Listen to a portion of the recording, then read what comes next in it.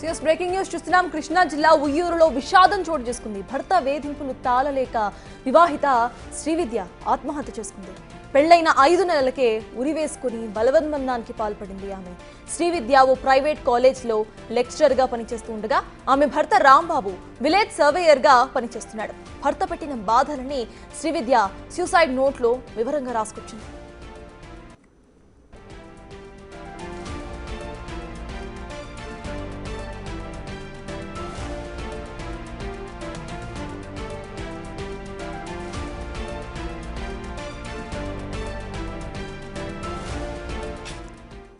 వివాహిత శ్రీవిద్య ఆత్మహత్య చేసుకుంది. ఆవిడ ఎంతో ఇమోషనల్గా ఒక సూసైడ్ లెటర్ను రాసి వాళ్ళ అమ్మ నాన్న తమ్ముడికి సూసైడ్ లెటర్ను రాసి ఆవిడ వదిలి వెళ్ళారు. ఆ లెటర్ ప్రెజెంట్ నా దగ్గర ఉంది. ఆ లెటర్ ఒకసారి చదువుతాను. ఎంత ఇమోషనల్గా ఆవిడ రాశారనేది మీకు అర్థమవుతుంది. స్క్రీన్ మీద కూడా ఆ లెటర్ ప్లే అవుతోంది. సో అమ్మ, నేను ఇక ఉంటాను, నాకు ఇక బతకాలని లేదు. వీడు తాగొచ్చి ప్రతిసారి కొడుతున్నాడు. ఆ సాయి అనే అమ్మాయి గురించి మాట్లాడుతున్నాడు. ఆ అమ్మాయి అందం ముందు నేను పనికిరానట. ఆ అమ్మాయే గుర్తుకు వస్తోందని అంటున్నాడు. ఈరోజు తాగి వచ్చి నా తలను మంచానికేసి కొట్టాడు. తలంతా నొప్పిగా ఉందమ్మా. వీపు మీద గట్టిగా గుద్దుతున్నాడు. అసలు నేనేం చేశానమ్మా? మంచిగా ఉండటం కూడా తప్పైపోయిందా? కానీ ఇలాంటి వాడి దగ్గర ఉండలేకపోతున్నా. మన ఇంటికి వచ్చి మిమ్మల్ని ఇబ్బంది పెట్టలేను. మంచాన్ని గట్టిగా గుద్దాడు. దాని కింద ఉన్న టైల్స్ కూడా పగిలిపోయాయి. వాడిని మాత్రం అస్సలు వదలద్దు. వాడి అమ్మా నాన్నల్ని మాత్రం వదలద్దు. ఇది తను రాసిన లెటర్లో ఫస్ట్ పేజ్లో ఉన్న మొత్తం కూడా. ఇక సెకండ్ పేజ్, టూ పేజెస్లో ఆవిడ లెటర్ రాశారు. డోర్ కూడా గట్టిగా గుద్దుతున్నాడు. నన్ను కూడా గట్టిగా కొడుతున్నాడు.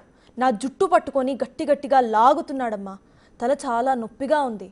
నన్ను పట్టుకొని లాగి నా డ్రెస్ చింపేశాడు. మీరు జాగ్రత్త. ప్రతిసారి నన్ను నాన్నని తిడుతున్నాడు. నాన్న జాగ్రత్త. నాన్న, నువ్వంటే నాకు చాలా ఇష్టం. నువ్వు ఉన్నావన్న ధైర్యంతోనే చదువుకునే వయసులో పొగరుగా ఉండేదాన్ని. పేపర్స్ కరెక్షన్ చేస్తూ ఉంటే తీసుకొని విసిరేశాడు.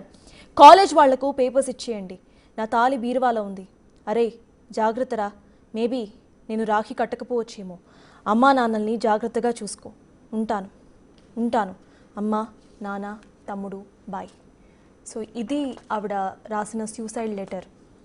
పెళ్ళై జస్ట్ 5 months మాత్రమే అయింది. ఎంత అంటే ఏ రకంగా చిత్రహింసలు పెడితే ఆవిడ ఇలాంటి ఒక సూసైడ్ లెటర్ని రాసి చనిపోతారు. అది కూడా చదువుకున్న అమ్మాయి, కాలేజ్లో లెక్చరర్గా పనిచేస్తుంది. ఆవిడకి పిల్లలకి బోధిస్తున్న ఆవిడకి అట్లీస్ట్ మెచ్యూరిటీ ఎంతవరకు ఉంటుంది? అంత మెచ్యూర్డ్ లెక్చరర్ 5 monthsలోనే ఆత్మహత్య చేసుకుందంటే అసలు తను ఎంత టార్చర్ అనుభవించుంటుంది. తను పెళ్లి చేసుకున్న ఎవరైతే ఉన్నారో ఆయనకి ఒక ఎక్స్ ఉన్నారంట, సాయి. సో ఆ అమ్మాయితో పోలుస్తూ ఆ అమ్మాయే బాగుంది, ఆ అమ్మాయే అందంగా ఉంది, నాకు ఆ అమ్మాయే గుర్తుకొస్తోంది అంటూ ఈ అమ్మాయిని చిత్రహింసలు పెట్టడం అసలు ఎంతవరకు కరెక్ట్? ఇక్కడ మాట్లాడుతూ కూడా వాడి అమ్మా నాన్నల్ని వదలద్దు అని రాసింది. అంటే అక్కడ తన ఇంట్లో జరుగుతున్న ప్రతిదీ కూడా తన అత్త మామలకి తెలిసే ఉండొచ్చు. అయినా వాళ్ళు కూడా ఏమీ చేయలేదనుకుంటాను. సో చాలా ఇమోషనల్గా రాసుకొచ్చింది. లాస్ట్కి రాఖీ గురించి కూడా రాసుకొచ్చింది. తన తమ్ముడికి రాఖీ ప్రతి ఇయర్ కట్టాల్సిన ఆ అక్క ఇప్పుడు రాఖీ కట్టలేకపోతోంది. రాఖీ కట్టలేను అని కూడా ఆవిడ ఇమోషనల్గా ఆ సూసైడ్ లెటర్లో రాసుకొచ్చింది. ఈసారి మేబీ నేను రాఖీ కట్టలేకపోవచ్చేమో, అమ్మా నాన్నల్ని జాగ్రత్తగా చూసుకో అని. తను ఇంకొక పాయింట్ కూడా రాసింది. నాన్న, నాకు మీరంటే చాలా ఇష్టం, మీరున్నారనే ధైర్యంతోనే కాలేజ్ వయసులో చాలా పొగరుగా ఉండేదాన్ని అని రాసుకొచ్చింది. చదువుకున్న అమ్మాయి, ఒకప్పుడు ఇండిపెండెంట్గా ఉన్న అమ్మాయి, ఇప్పటికీ కూడా ఇండిపెండెంట్గానే తన కాళ్ళ మీద తను నిలబడుతోంది. తను జాబ్ చేస్తోంది, ఒక కాలేజ్లో లెక్చరర్గా పనిచేస్తోంది. అయినా కూడా తనని వేధించి చంపేశారు. ఇది సూసైడ్ అనాలా లేకపోతే ఇంకేమైనా అనాలా? మీరు క్లియర్గా చూడండి. ఆవిడ తలంతా నొప్పిగా ఉంది అని ఎన్నిసార్లు రాసుకొచ్చింది. జుట్టు పట్టుకొని లాగటం, మంచాన్ని గట్టిగా కొడితే తన తలనేసి కింద టైల్స్ కూడా పగిలిపోయాయంటే ఆ పిల్ల ఆవిడకి ఎంత నొప్పి ఉంటుంది. జుట్టు పట్టుకొని లాగి కొడుతున్నాడు, మంచిగా ఉండటమే తప్ప అని ఆమె రాసిన ఒక్క స్టేట్మెంట్ ఎంత బాధనిస్తోంది. క్రూరంగా, మూర్ఖంగా అలా ఒక మనిషిని కొట్టడం. ఆవిడని పక్కన పెట్టేస్తే కనీసం ఒక మనిషిలా అయినా చూసుంటే అట్లా కొట్టకపోయి ఉండేవాళ్ళేమో. ఘోరంగా కొడితే తలంతా నొప్పిగా ఉందమ్మా, వీపు మీద గుద్దుతున్నాడు, తలంతా నొప్పిగా ఉంది, తల నొప్పిగా ఉంది అని ఎన్నిసార్లు ఆ మహిళ రాసుకొచ్చిందో మీరు సూసైడ్ లెటర్లో క్లియర్గా చూడండి, వాడిని వదలొద్దు, వాడి అమ్మా నాన్నల్ని కూడా వదలొద్దు అంటూ కూడా రాసుకొచ్చింది ఆమె. అయితే ప్రెజెంట్ ఈ సూసైడ్ లెటర్కి సంబంధించి ఆల్రెడీ తన పేరెంట్స్ బాధగా ఉన్నారు. తన తమ్ముడికి లాస్ట్లో మేబీ ఈసారి నేను నీకు రాఖీ కట్టకపోవచ్చేమో, జాగ్రత్త అంటూ రాసింది. తన తమ్ముడికి ఎంత బాధగా ఉంటుంది. చనిపోయే ముందు కూడా ఆవిడ అమ్మా నాన్న గురించి, తన తమ్ముడు గురించి ఎంతలా ఆలోచించింది. లాస్ట్లో తమ్ముడు మేబీ నేను నీకు రాఖీ కట్టకపోవచ్చేమో, అమ్మా నాన్నల్ని జాగ్రత్తగా చూసుకో, వాళ్ళిద్దరిని మాత్రం, వాళ్ళ ముగ్గురిని, వాడిని వాళ్ళ అమ్మా నాన్నల్ని అస్సలు వదలద్దు అని చెప్పి రాసి ఆవిడ చనిపోయారు. సో ఇక దీనికి సంబంధించిన డీటెయిల్స్ మా ప్రతినిధి శివాని అడిగి తెలుసుకుందాం. శివ, చెప్పండి, ఈ మొత్తం ఘటన అసలు ఎప్పటి నుంచి జరుగుతుంది? పోలీస్ కంప్లైంట్ ఏమైనా ఇచ్చే ప్రయత్నం చేశారా? అసలు అప్డేట్స్ ఏంటి? మొత్తం మీద చూసుకుంటే కృష్ణా జిల్లా ఉయ్యూరులో ఒక ఘోరమైన సంఘటన జరిగిందని చెప్పుకోవచ్చు. కుటుంబ కలహాలతో ఒక నవవధువు ఆత్మహత్య చేసుకున్న పరిస్థితి కనిపిస్తోంది. ఉయ్యూరుకు చెందిన వర్రే శ్రీవిద్య ఉరి వేసుకుని ఆత్మహత్య చేసుకున్న సంఘటన ఇప్పుడు ఆ ప్రాంతంలో తీవ్ర కలకలం సృష్టిస్తుంది.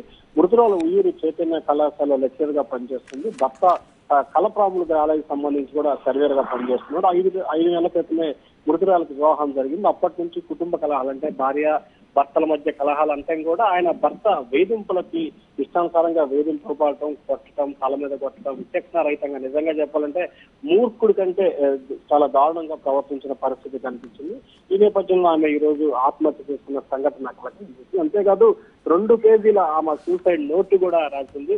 తనను ఏ రకంగా చిత్రహింసలు పెట్టాడు, ఏ రకంగా ఇబ్బందులు పాలు చేశాడు, తాను ఏ రకంగా మానసిక క్షోభను అనుభవించాను, అలాగే ఖచ్చితంగా అతన్ని వాళ్ళ తల్లిదండ్రులు ఇద్దరిని ఎట్టి పరిస్థితుల్లో వదిలిపెట్టద్దు, ఉపేక్షించద్దు, దీనికి వాళ్ళే బాధ్యత తీసుకోవాలి, వారే బాధ్యులు అని చెప్పి కూడా ఆమె లేఖలో పేర్కొన్న పరిస్థితి కనిపిస్తోంది. ఇప్పటికే పోలీసులు కేసు నమోదు చేసి దర్యాప్తు చేస్తున్నారు. ప్రస్తుతం భర్తని అదుపులో తీసుకొని విచారిస్తున్నట్టు తెలుస్తోంది. ప్రస్తుతం మృతదేహానికి సంబంధించి ఉయ్యూరు ప్రభుత్వ వైద్యశాలలో కూడా పోస్ట్ మార్టం నిమిత్తం ఆసుపత్రించారు. మరికొద్ది సేపట్లోనే పోస్ట్ మార్టం చేసేందుకు కూడా అధికారులు ఏర్పాట్లు చేస్తున్న పరిస్థితి కనిపిస్తోంది.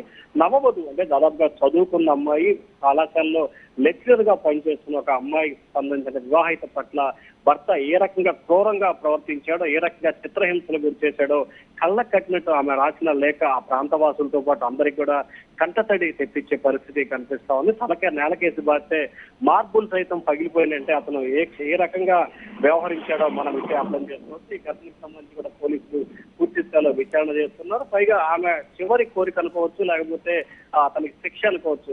అతను ఆమె తల్లిదండ్రులు ముగ్గురిని కూడా ఎట్టి పరిస్థితుల్లో వదలొద్దు, విడిచిపెట్టద్దు, అలాగే తమ్ముడికి చివరిసారిగా వాడిని ఈ సంవత్సరం రాఖీ కట్టలేకపోతున్నాను, అమ్మా నాన్నని జాగ్రత్తగా చూసుకో, నువ్వు హ్యాపీగా ఉండని చెప్పి ఆమె భాష అంటే ఒక శోక సముద్రంలో ఆమె లేఖ రాసిన పరిస్థితి కనిపిస్తా ఉంది. చెప్తాను శివ, అక్కడ ఇంటి చుట్టుపక్కల ఉన్న వాళ్ళు కానివ్వండి, లేకపోతే తనకు సంబంధించిన ఫ్రెండ్స్కి కానివ్వండి, ఎప్పుడైనా అమ్మాయి తను పడుతున్న వేదన గురించి చెప్పిందా, లేకపోతే ఎవరన్నా అంటే పోలీసులను సంప్రదించడం కానివ్వండి, అట్లా ఏమైనా చేశారా? ఇప్పటివరకు ఆమె ఎవరితో సంప్రదింపులు జరపలేదు. 2 నెలల క్రితం మాత్రం తల్లిదండ్రులకి ఆమె పడుతున్న కొంత ఇబ్బందిని చెప్పినట్లు కూడా తెలుస్తుంది. అయితే పెళ్ళైన కొత్తల్లో, అలాగే ఇప్పుడు జనరేషన్ కూడా కొంత చిన్న వివాదాలు వస్తుంటే సర్దుకు పొమ్మని చెప్పి కూడా తల్లిదండ్రులు అయితే చెప్పిన పరిస్థితి కనిపిస్తుంది. కానీ తల్లిదండ్రులకు చెప్పిన తర్వాత కూడా ఇంకా భర్త వ్యవహరిస్తున్న తీరు చాలా కఠినంగా కూడా మారిన పరిస్థితి కనిపించింది. పైగా వివాహానికి ముందు అతనికి ఒక మహిళతో సత్సంబంధాలు కొనసాగటం, తరచు ఆమెని కోల్చి ఉండటంతో కూడా ఏమాత్రం కూడా జీర్ణించుకోలేని పరిస్థితి ఆమెకు ఏర్పడింది. మొత్తం మీద చూసుకుంటే ఆయన చేస్తున్న వేధింపుల వల్ల కావచ్చు, లేకపోతే ఆయన వ్యవహరిస్తున్న తీరు వల్ల కావచ్చు ఆత్మహత్య చేసుకుంది. కానీ గతంలో తల్లిదండ్రులకు చెప్పినప్పుడైనా ఖచ్చితంగా ఏదన్నా అప్పుడు వాళ్ళు ఒక ప్రయత్నం చేస్తుంటే ఈ రోజు ప్రాణం ఉండేదని చెప్పి కూడా సన్నిహితులు అయితే వాపోతున్న పరిస్థితి కనిపిస్తా ఉంది. అలాగే కళాశాలలో పనిచేసే సమయంలో కానీ లేకపోతే మిగిలిన ఎవరు కూడా ఆమె ఇంట్లో జరుగుతున్న సంఘటనల్ని ఎవరికి కూడా ఇప్పటిదాకా చెప్పుకున్నట్లు కూడా సన్నిహితులు కానీ లేకపోతే కళాశాల సిబ్బంది కానీ చెప్పిన పరిస్థితి కనిపించట్లేదు. చెప్తాను. Thank you Shiva. సో ఒక ఇమోషనల్ లెటర్ రాసి చనిపోయారు ఆవిడ. జస్ట్ శ్రీవిద్య తన పేరు. జస్ట్ వాళ్ళ హస్బెండ్ చేస్తున్న వేదన తట్టుకోలేక ఆవిడ చనిపోయారు. ఆల్రెడీ వాళ్ళ అమ్మ నాన్నలకు చెప్పినట్టుగా తెలుస్తోంది. అమ్మ నాన్నలకు చెప్పినా ఇవన్నీ కామనే, జాగ్రత్తగా ఉండు అని చెప్పడంతో పోలీస్ కంప్లైంట్ వరకు కూడా ఆ అమ్మాయి వెళ్ళలేదు. శ్రీవిద్య ఇంట్లోనే ఉండి ఎప్పటికో ఒకప్పుడు తన భర్త మారుతాడు, తన భర్తకు అర్థమవుతుంది అని ఏమీ మాట్లాడకుండా అలానే ఉండిపోయింది. నేను లాస్ట్కి తను చాలించింది, ఇంకా నా వల్ల కాదు, ఇంకా నేను తట్టుకోలేకపోతున్నాను అంటూ లెటర్ రాసి మరి తను చనిపోయింది.